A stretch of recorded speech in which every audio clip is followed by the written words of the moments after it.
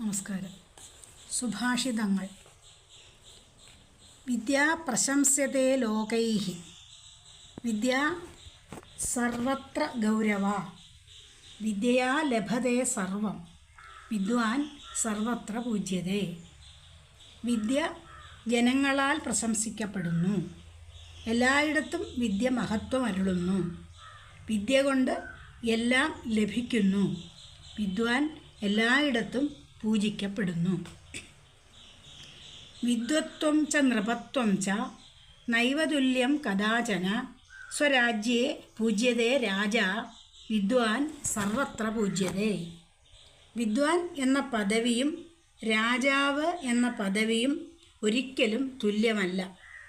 സ്വന്തം രാജ്യത്ത് മാത്രമേ രാജാവിനെ ബഹുമാനിക്കുകയുള്ളൂ. വിദ്വാനെ എല്ലായിടത്തും ബഹുമാനിക്കുന്നു. കാമധേനു സമാവിദ്യ സദൈവ ഫലദായിനി.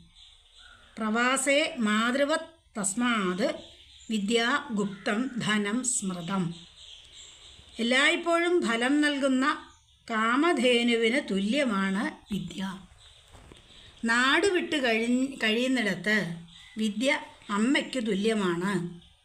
അതുകൊണ്ട് വിദ്യ മറച്ചു വച്ചിരിക്കുന്ന ധനമാണെന്ന് കരുതിപ്പോരുന്നു. മാതേവ രക്ഷതി പിതേവ ഹിതേ നിയുക്തേ.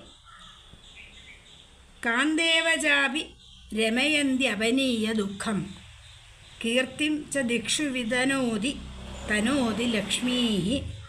കിം കിം ന സാധയതി കൽപ്പലദേവ വിദ്യ.